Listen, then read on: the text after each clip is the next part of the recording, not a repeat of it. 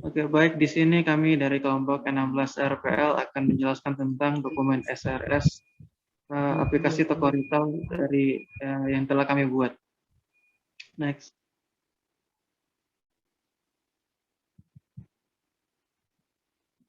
Yang pertama ada identifikasi sistem.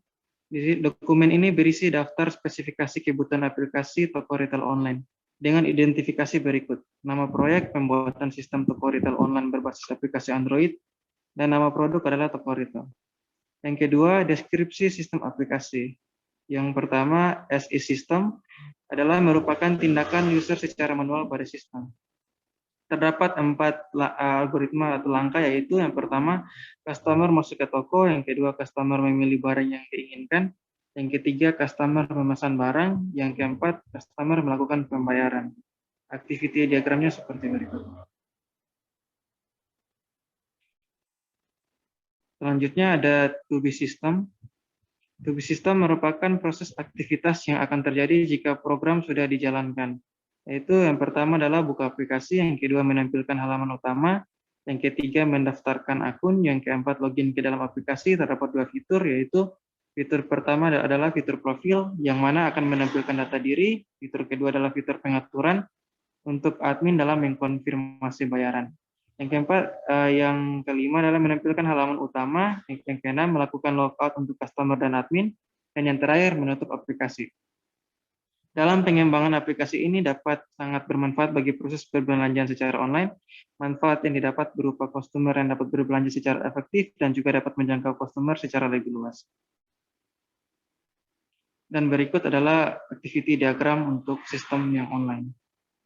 Yaitu dimulai dari customer membuka aplikasi, kemudian sistem akan menampilkan halaman utama, dan terdapat 2 pilihan atau alternatif di sini. Yang pertama adalah login akun jika sudah terdaftar akunnya, dan kalau belum punya akun akan dibawa mendaftar akun baru, kemudian akan mengisi data, kemudian sistem akan menampilkan halaman utama. Tapi jika sudah mempunyai akun, maka tinggal login akun dan sistem akan menampilkan halaman utama. Selanjutnya, terdapat 2 pilihan di sini, yaitu menampilkan profil atau menampilkan pengaturan. Jika menampilkan profil, maka user akan dibawa untuk menampilkan data diri, dan jika untuk menampilkan pengaturan, klik untuk menampilkan pengaturan, akan terdapat dua hal yang akan ditampilkan oleh sistem, yaitu mengatur layanan barang dan mengkonfirmasi pembayaran. Setelah itu, sistem akan menampilkan jenis barang, setelah itu menampilkan daftar barang, dan user akan memesan layanan, kemudian akan membayar layanan. Seterusnya, boleh kasih ke bawah sedikit. Selanjutnya, user akan membayar layanan dan akan log out, baik admin atau user, dan menutup aplikasi. Selanjutnya, yang ketiga, arsitektur toko retail online. Aplikasi ini bisa digunakan di sistem operasi Windows dengan spek yang bisa dibilang cukup rendah, dan aplikasi ini menggunakan basis data melalui aplikasi MySQL. Dan juga ada fitur-fitur khusus yang hanya dapat digunakan admin atau pengelola. Arsitektur toko retail online terbagi atas 2, yaitu yang pertama model development diagram dan use case diagram. Yang pertama model development diagram.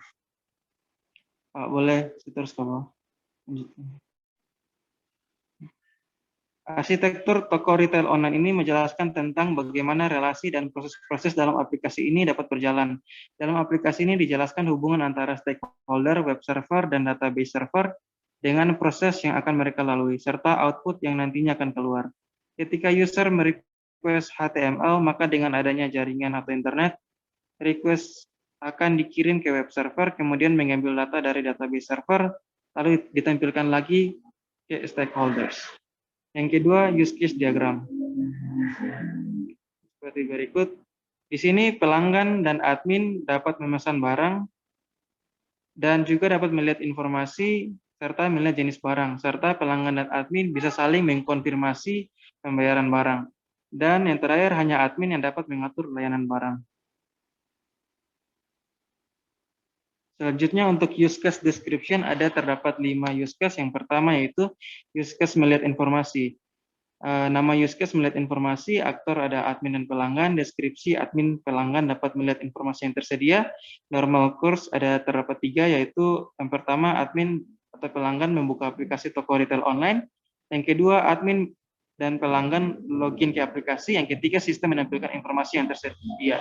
Alternatif course-nya adalah kedua A, yaitu admin atau pelanggan membatalkan login ke aplikasi.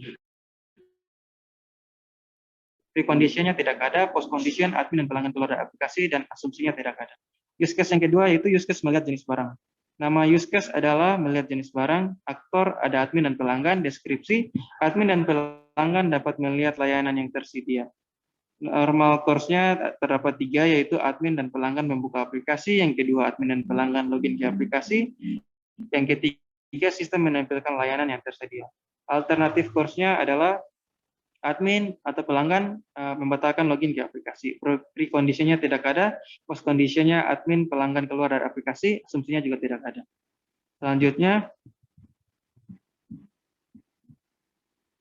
use case mengatur layanan barang. Nama use case mengatur layanan barang, aktor hanya admin, deskripsi admin dapat mengubah informasi dan layanan yang ditampilkan pada aplikasi. Normal course-nya yang pertama, admin melakukan login pada aplikasi. Yang kedua, admin membuka fitur pengaturan yang dikhususkan untuk admin. Yang ketiga, sistem menampilkan fitur pengaturan. Yang keempat, admin mengkonfirmasi jika ada perubahan. Yang kelima, sistem menampilkan layanan yang telah berubah. Alternatif course-nya yaitu yang pertama, admin tidak jadi login pada aplikasi. Dan yang keempat A, admin tidak mengkonfirmasi jika ada perubahan. Untuk poin yang kelima A, sistem tidak menampilkan layanan karena tidak ada perubahan. Precondition tidak ada, post condition adalah sistem menampilkan layanan yang telah berubah, admin keluar logout dari aplikasi. Asumsi tidak ada. Use case selanjutnya adalah use case memesan barang. Nama use case memesan barang, aktor adalah admin dan pelanggan. Deskripsi admin dan pelanggan dapat memesan barang. Normal course-nya yang pertama, admin dan pelanggan membuka halaman pada aplikasi toko retail online. Yang kedua, admin dan pelanggan memilih barang. Yang ketiga, sistem menampilkan halaman fitur jenis barang atau layanan. Yang keempat, admin dan pelanggan memesan pilihan pesanan pada fitur pesanan. Dan yang kelima, admin dan pelanggan melakukan pembayaran. Alternatif course-nya ada 2, yaitu admin atau user batal memesan, dan yang kedua adalah admin atau user batal melakukan pembayaran. Prekondisinya, admin dan pelanggan melakukan login pada aplikasi toko retail online, asumsinya tidak ada. Dan untuk use case yang terakhir yaitu use case mengkonfirmasi pembayaran. Nama use case mengkonfirmasi pembayaran, aktor admin dan pelanggan, deskripsi admin dan pelanggan dapat saling mengkonfirmasi barang yang telah dipesan sebelumnya. Normal course-nya terdapat 3, yaitu yang pertama, admin dan pelanggan memesan barang yang tersedia. Yang kedua, admin dan pelanggan melakukan pembayaran. Yang ketiga, admin dan pelanggan mengkonfirmasi pembayaran. Dan alternatif course-nya yaitu admin dan pelanggan batal memesan barang. Precondition-nya admin dan pelanggan melakukan login. Dan post condition-nya admin dan pelanggan keluar dari aplikasi, dan asumsinya tidak ada. Selanjutnya, ruang lingkup dokumen. Dalam sistem ini melayani pemesanan barang secara online tanpa harus memesan langsung di toko secara offline. Isi dokumen ini berupa struktur pemesanan. Dokumen ini hanya digunakan untuk keperluan perancangan dan pembangunan toko retail online. Yang kelima, daftar kebutuhan sistem aplikasi. Yang pertama, kebutuhan fungsional. Itu ada requirement ID, prioritas, dan deskripsi. Yang pertama ada pendaftaran, prioritasnya M, atau tidak boleh kosong, harus diisi dan atau harus ada. Deskripsi mendaftar sebagai pelanggan baru. Yang 1.1 pengisian data pelanggan, prioritas M mengisi data diri sebagai pelanggan baru. Yang kedua login atau masuk, prioritas M, deskripsi masuk sebagai pelanggan di aplikasi. Yang ketiga profil, prioritas M, deskripsinya fitur ini ada untuk menampilkan data diri. Untuk 3.1 data diri, prioritas M, data diri ini menampilkan secara lengkap dan rinci profil dari pelanggan. Yang keempat ada jenis barang, dan prioritasnya juga M, yaitu dan deskripsinya adalah fitur ini ada untuk menampilkan jenis barang. 4.1 daftar barang, prioritas M, fitur ini ada untuk menampilkan daftar barang yang dijual. Yang selanjutnya 4.1.1 yaitu pemesanan barang dengan prioritas M. Deskripsinya adalah memesan barang yang dibeli. Selanjutnya 4.1.2 pembayaran barang prioritas M. Deskripsinya adalah membayar barang yang telah dipesan. Yang selanjutnya ada pengaturan, prioritasnya juga M. Fitur ini menampilkan tampilan pengaturan konfirmasi dan pengeditan informasi. Selanjutnya 6.1 ada konfirmasi pembayaran. Prioritasnya M, deskripsinya yaitu untuk mengkonfirmasi pembayaran. Selanjutnya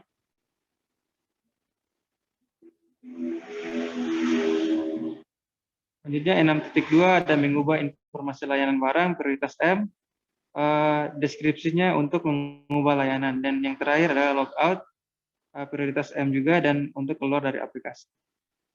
Selanjutnya kebutuhan antarmuka sistem halaman input.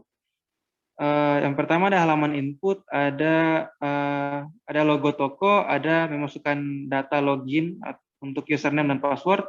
Ya, selanjutnya ada proses masuk atau login. Jika belum ada akun, ada icon untuk create account atau buat akun baru. Selanjutnya untuk ada halaman pembayaran. Pembayaran ini akan muncul konfirmasi pembayaran di mana ada nama barang dan harga barang, serta ada icon untuk bayar dan lokal. Selanjutnya sistem akan menampilkan output berupa ucapan terima kasih untuk memesan, dan ada nama barang serta nama pesanan, serta ada icon untuk kembali ke halaman utama. Selanjutnya akan dibacakan oleh saudara Gian. Ya, baik. Selanjutnya untuk model struktur kelas diagram. Kelas diagram sendiri yaitu diagram yang struktur yang ada di dalam sistem. Nah, di kelas diagram ini dapat kita lihat bahwa ada dua objek yaitu pelanggan dan admin, dan juga ada 4 kelas yaitu data pelanggan, pemesanan barang dan pengelolaan, dan juga ada atribut di masing-masing kelas dan juga ada metode di masing-masing kelas. Nah, di kelas data pelanggan terdapat 5 atribut yaitu ID pelanggan, username, password, nomor telepon, tempat tanggal lahir, dan email. Dan memiliki 2 metode yaitu mendaftar dan mengisi data. Nah, selanjutnya di kelas pemesanan terdapat 4 atribut yaitu ID pelanggan, ID barang, nama barang, total harga barang, dan metodenya itu memesan. Nah, kemudian di kelas barang terdapat 4 atribut yaitu ID pelanggan, harga barang, nama barang, dan jenis barang, dan juga 2 metode itu melihat dan menampilkan. Nah, yang selanjutnya untuk kelas pengelolaan di sini ada 3 atribut yaitu jenis barang, harga barang, dan nama barang, dan juga memiliki 3 metode mengubah, tambah, dan hapus. Nah, untuk kelas barang dan pengelolaan sendiri itu hanya bisa diakses oleh admin. Yaitu admin yang contoh di pengelolaan ini admin bisa menambah atau menghapus atau mengubah, contohnya barang yang sudah habis adminnya bisa menghapus nama barang dari toko tersebut. Nah, untuk di barang sini admin dapat melihat dan menampilkan. Jadi admin dia dapat melihat nama barang yang tersedia dan juga dia dapat menampilkan agar dapat dilihat oleh pelanggannya tersebut. Yang berikutnya di sini ada data dari kelas diagram. Yang pertama yaitu yang di kelas diagram data pelanggan itu ada 5 tadi, yaitu yang sebagai primary key-nya itu username dengan tipe data yaitu varchar. Yang berikut untuk kelas pemesanan itu primary key-nya ID pelanggan dengan tipe data integer. Yang berikut di kelas layanan atau barang itu primary key-nya nama barang dengan tipe data varchar, dan kelas admin itu primary key-nya itu data kelola atau kelola data. Dan yang Terakhir di pengelolaan atau pemesanan, itu primary key-nya data kelola juga dengan tipe data varchar. Nah, selanjutnya di sini ada sequence diagram. Nah, sequence diagram biasanya digunakan untuk interaksi objek, menampilkan interaksi objek dua dimensi yang secara vertikal mengarah ke bawah. Itu dimaksud vertikal itu seperti waktu. Jadi sequence ini seperti diagram yang waktunya itu berjalan ke arah bawah dengan tampilan yang berupa dua dimensi. Nah, di sini dapat dilihat jalan waktu dari sequence diagram itu. Di sini ada halaman aplikasi, registrasi, controller, daftar detail barang, dan juga database.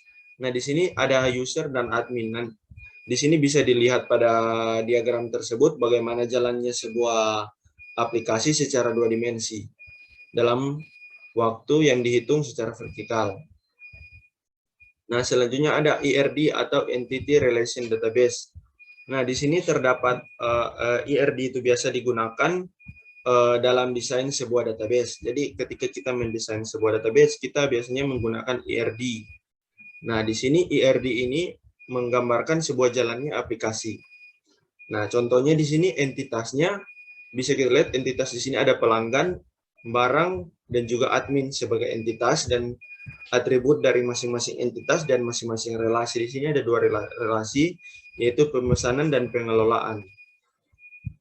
Nah, yang pertama, untuk entitas pelanggan memiliki 6 atribut.